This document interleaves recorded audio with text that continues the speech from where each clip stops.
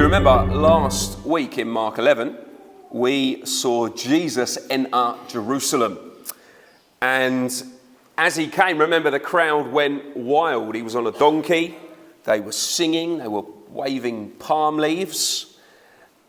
And they'd gone wild because they had misunderstood Jesus' mission. They had the right king, but they had the wrong agenda. They were singing harvest songs at Passover. They were singing victory songs when their king was about to taste death. They thought Jesus was arriving to destroy the Romans, didn't they? They thought he was going to set up a new monarchy, a new kingdom, just like King David's. They thought that he would meet their military, political, and financial needs as a people.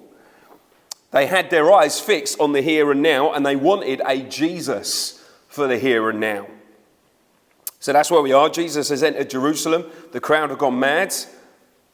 What goes next? Well, we've got 4 points this morning, and we will draw our lessons as we go. Point number 1, Jesus becomes the temple inspector. Now, I used to be a teacher, as you're well aware, and the worst words you could ever hear as a teacher were, Ofsted are coming.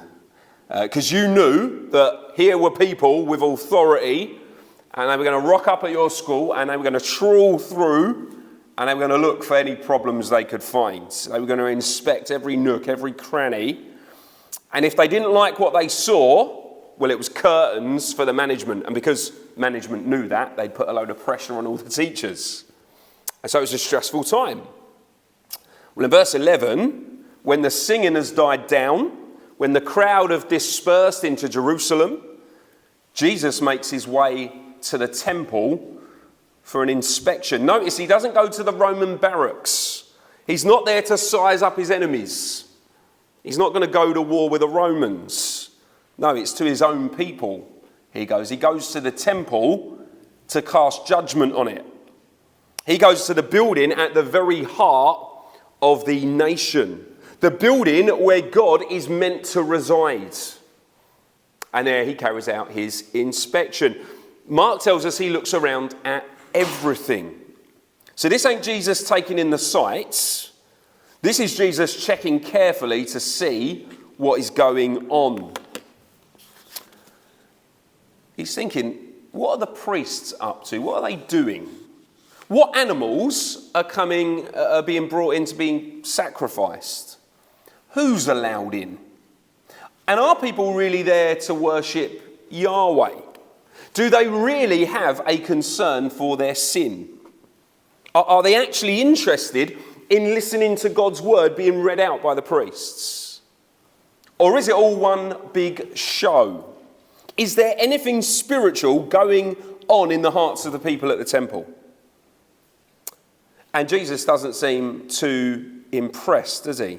Verse 11, when he'd looked around at everything as it was already late, he went out to Bethany with the 12.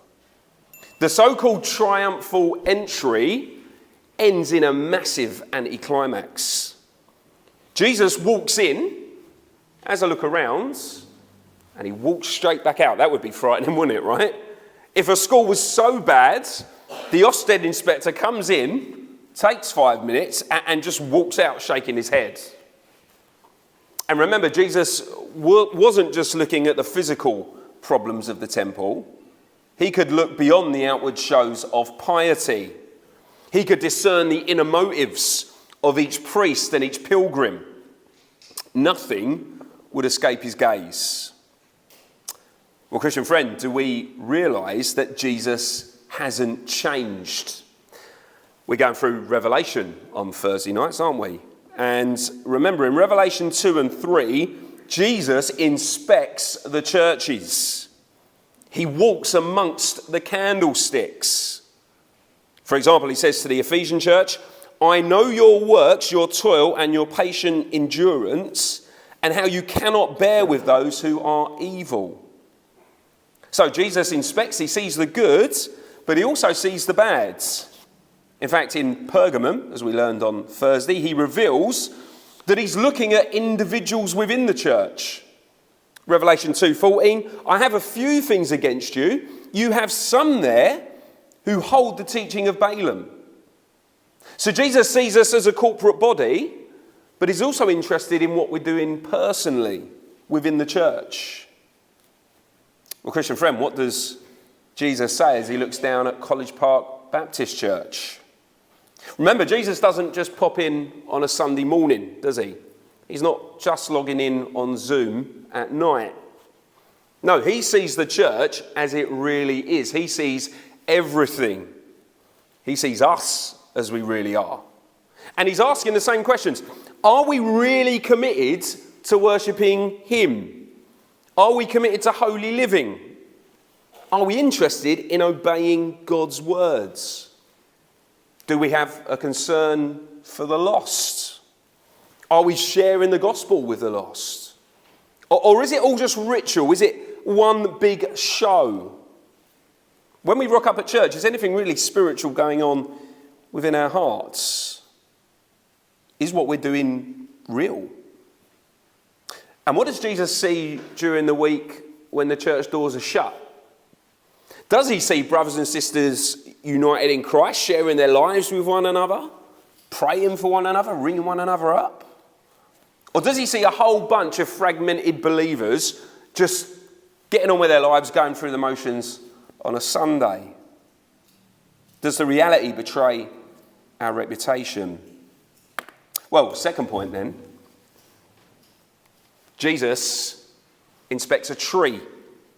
The tree inspector. Verse 12. On the following day, when they came from Bethany, Jesus was hungry. And seeing in the distance a fig tree in leaf, he went to see if he could find anything on it. When he came to it, he found nothing but leaves, for it was not the season for figs. And he said to it, may no one ever eat fruit from you again. And his disciples heard it. Now, it has to be said, this seems odd, doesn't it?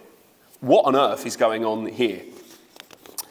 Now, out of interest, many liberal commentators think this episode is so odd that it must be made up. Why? Well, Jesus isn't like that, is he?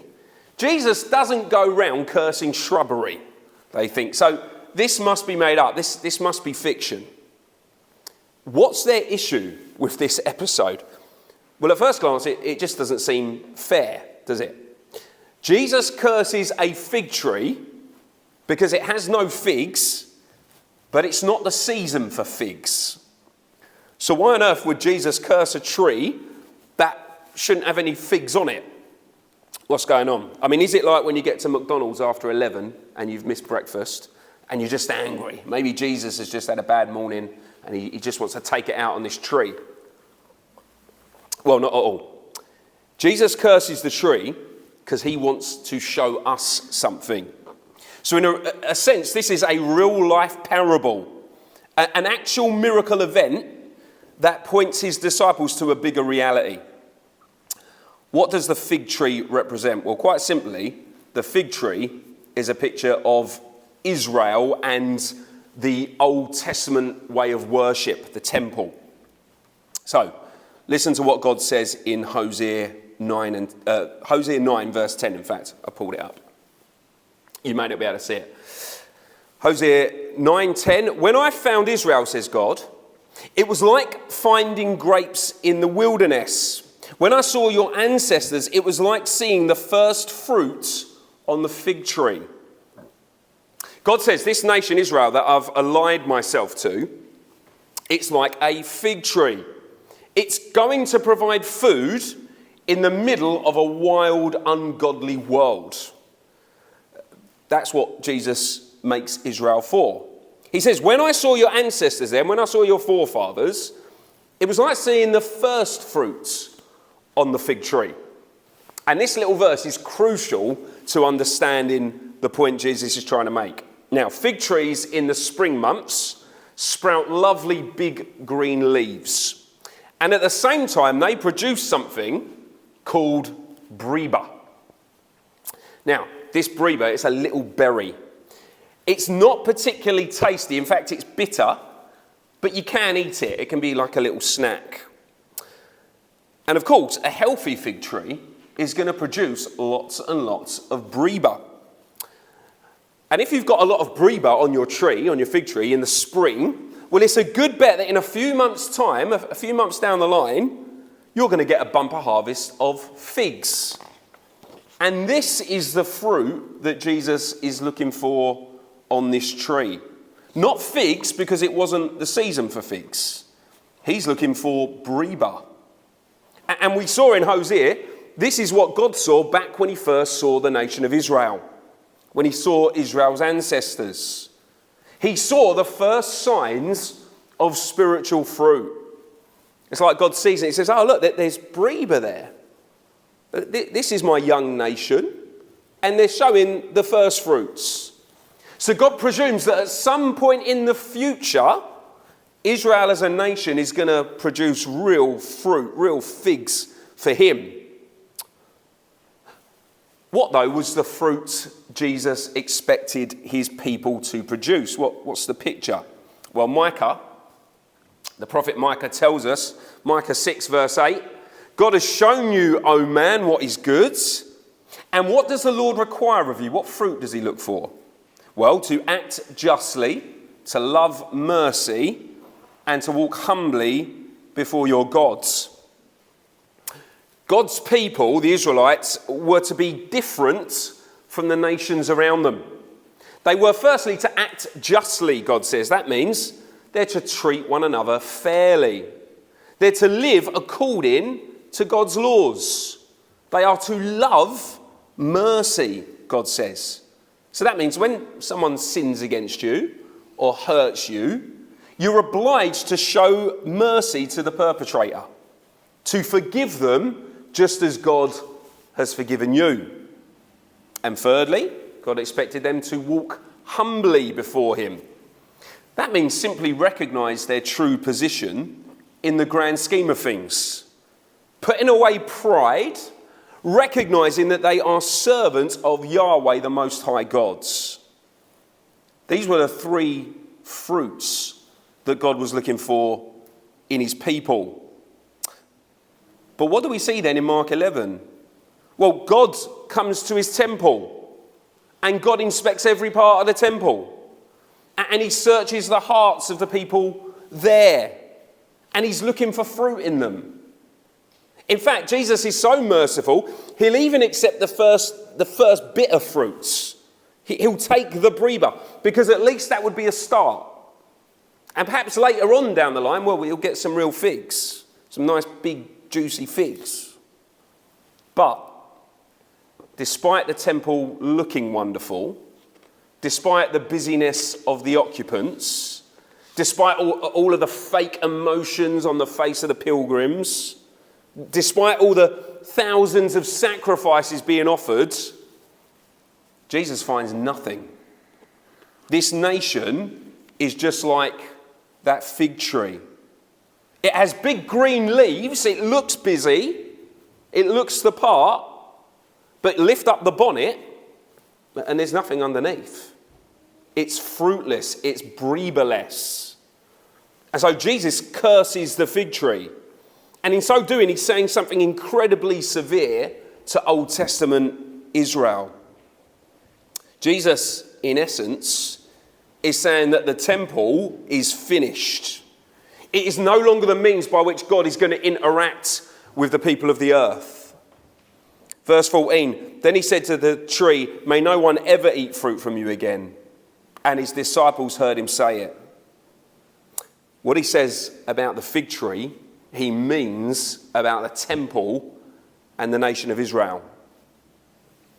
Well, look, it's a simple application for us today, isn't it? What does God do with unfruitful people?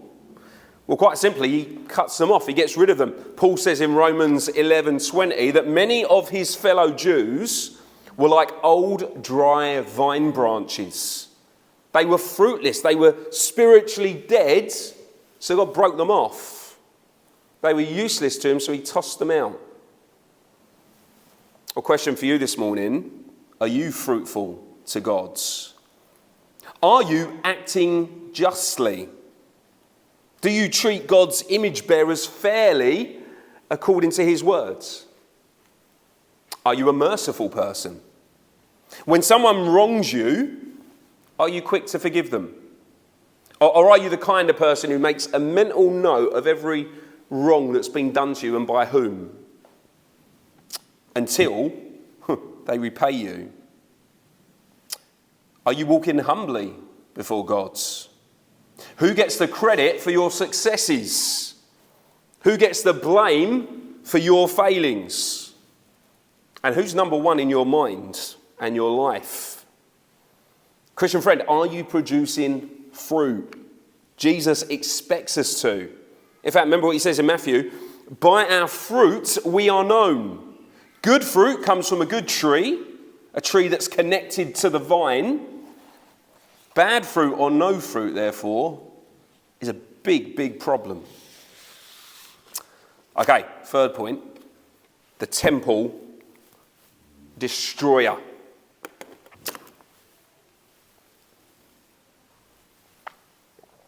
Now, hands up, and this isn't a recommendation, it's just a question. Hands up if you've ever seen a show called Ramsey's Kitchen Nightmares. Yeah, okay. The world-famous chef, Gordon Ramsay, goes to a struggling restaurant, doesn't he? And his intention is to turn this place around. And in every episode, it's the same format. So he goes in, and he is shocked by what he sees. He's shocked at the behaviour of the staff, and he's appalled at the quality and standard of the food on offer. And normally, Ramsay will go in like a whirlwind. He'll open freezers, he'll turn over cupboards, he'll look in old Tupperware boxes and smell stuff. He'll be asking questions. He wants to know exactly what's going on. And of course, it's great entertainment for us. We see some clueless restaurant owner confronted with their own negligence. Now, in one episode, Gordon Ramsay sees so many health and safety violations that he instantly shuts the place down. He clears the restaurant out. He says, this can't go on, and he kicks all the customers out.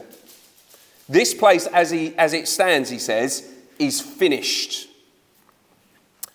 Now, when most people think of Jesus, I imagine Gordon Ramsay is the last person they associate with him.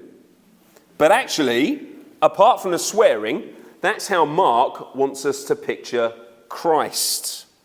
So look at verse 15 to 17. And they came to Jerusalem, and Jesus entered the temple, and he began to drive out those who sold and those who bought in the temple. And he overturned the tables of the money changers and the seats of those who sold pigeons. And he would not allow anyone to carry anything through the temple. And he was teaching them and saying to them, is it not written, my house shall be called a house of prayer for all nations? But you've made it a den of robbers. Imagine we're celebrating Passover in the first century. Now, what should happen, according to the Torah, is each family should bring their sacrificial animal up to the temple. It should be a male animal from your own flock, a male without defect. So I pick my number one animal from my herd, and it travels with me all the way up to Jerusalem. And then that animal dies in my place, and God pardons me for my sin. But over the years, scholars tell us, a crooked industry had arisen. So let's imagine, right? Bob rocks up with the Evans family lamb, and it's bleating away, right? But when he gets to the temple and he takes it to the priests, they inspect it and they say, sorry, Bob, old chum, your lamb isn't good enough. And he says, what do you mean? This is my best specimen. This is my best lamb. No, look, he says, it's got slight discoloration below its left eye. It's a dodgy lamb, Bob. It's not good enough for sacrifice. And Bob says, well, where am I going to get another lamb from? Well, funny you should ask, say the priests. We've got a fine selection of absolutely perfect animals that you can buy. Go and see Clive, and he'll set you up with a fine beast, of course, for a small fee. But Bob says, look, I've come all the way from Greece. I've got no Jerusalem dollars. Well, before you see Clive, go and see Colin at the money changing table. He'll change up your money for you, again, for a small fee. And so over the years, a lot of people had just stopped bothering bringing their own animals to temple. Why bother lugging a goat or an ox or a couple of pigeons all the way from your house and then being turned away anyway, when you can just rock up to temple and buy your own animals? And now the chief priests were sitting on top of an absolute gold mine. Passover time for them was profit time. Up until now. Because Jesus is having none of it, is he?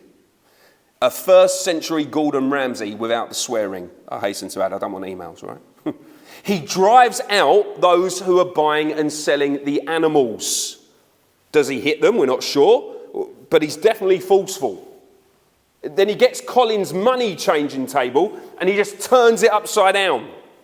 And you can imagine Colin's furious, but he looks at the eyes of Jesus and he's like, I'm not going to say anything. He looks mad. And then Clive, who's about to sell Peter Wiles a couple of doves, he has his table thrown over. And there's coinage and there's feathers everywhere. And verse 16, he doesn't allow anyone to carry merchandise through the temple courts. Where do you think you're going with that goat? Jesus says, stop. Jesus commands the people to cease trading. What's going on here, we might wonder? Well, again, people call this event the cleansing of the temple. As if all the temple needed was a little bit of clearing up to make it acceptable to God. But this isn't the cleansing of the temple. This is Jesus closing down the temple. Verse 7, he was teaching them and saying to them, is it not written, my house shall be called a house of prayer for all the nations? But you've made it a den of robbers. How do we know Jesus is shutting down the temple here? Well, look, it's a good tip when you're reading God's word. If you're reading the New Testament and the Old Testament is quoted, always go back to the original Old Testament source material, and that will explain what's going on.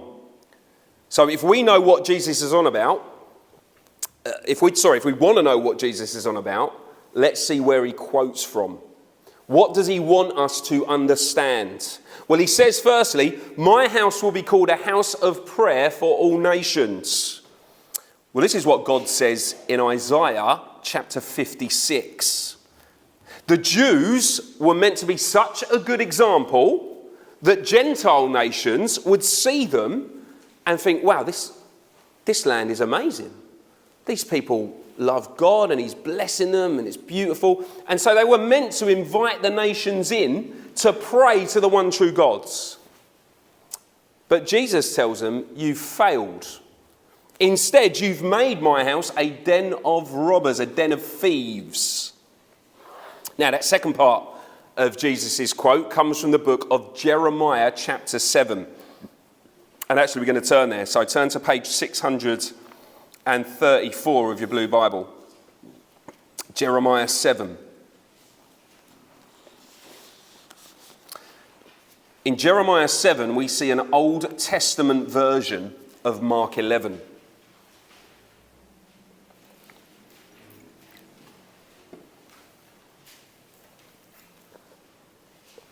Jeremiah 7, verse 1. God comes to the very gates of the temple, and he says, the word that came to Jeremiah from Yahweh, stand in the gate of the Lord's house and proclaim there this word and say, hear the word of the Lord, all you men of Judah who enter these gates to worship the Lord. Thus says the Lord of hosts, the God of Israel, amend your ways and your deeds, and I will let you dwell in this place. Do not trust in these deceptive words. This is the temple of the Lord. The temple of the Lord. The temple of the Lord. Verse 9. Will you steal, murder, commit adultery, swear falsely, make offerings to Baal, and go after other gods that you have not known, and then come and stand before me in this house, which is called by my name, and say, we are delivered, only to go on doing all these abominations. Look at what God's saying, right? He's calling out their hypocrisy. He says to the people in Jeremiah's day, you're sinning all through the week, you're doing terrible things, you're worshipping idols, and then you're swanning up here on a Saturday and saying, we're safe. We're safe. We're God's special people, and this is the temple. This is the temple. This is the temple. We're going to be all right because we've got the temple. Verse 11, has this house, which is being called by my name, become a den of robbers in your eyes? Behold, I myself have seen it, declares the Lord. After Jeremiah has said this to the people in the temple, they listen to what he says. And then a few lines later, verse 20, look what God says. Therefore, thus says the Lord, behold, my anger and my wrath will be poured out on this place, upon man and beast, upon the trees of the field and the fruit of the ground. It will burn and not be quenched. And then God addresses Jeremiah personally, verse 27. He says to him, so you shall speak all these words to them, but they will not listen to you. You shall call to them, but they will not answer you. And you shall say to them, this is the nation that did not obey the voice of the Lord their God, and did not accept discipline. Truth has perished. It is cut off from their lips. Cut off your hair and cast it away. Raise a lamentation on the bare heights. That means sing a song of sorrow. For the Lord has rejected and forsaken the generation of his wrath. And then God tells Jeremiah that he's going to rename certain parts of Jerusalem. So look at verse 32. Because of their sin, therefore, behold, the days are coming, declares the Lord, when it will no longer be called Topheth or the valley of the son of Hinnom, but the valley of slaughter. For they will bury in Topheth, because there is no room elsewhere. And the dead bodies of this people will be food for the birds of the air and for the beasts of the earth, and none will frighten them away.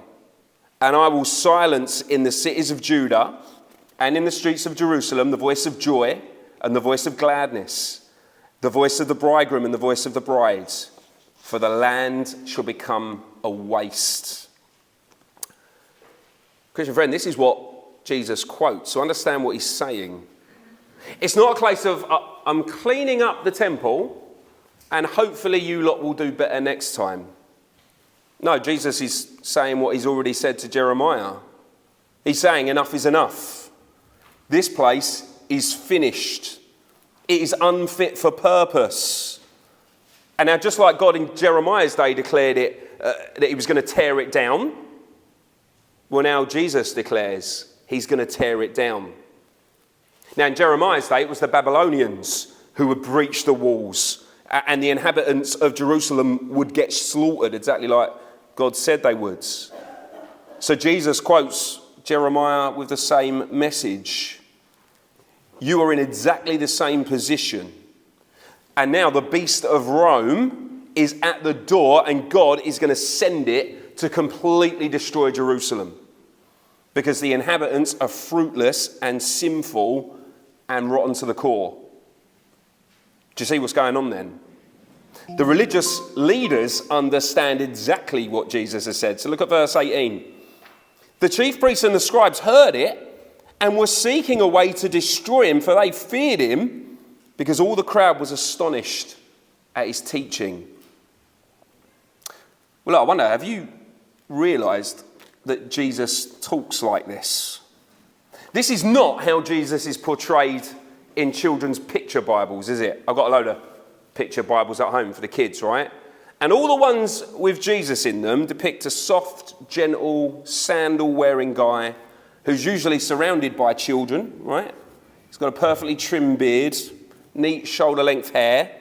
Perhaps there's even a light halo around his head. And that's the version of Jesus that we're presented with in RE lessons and on the BBC.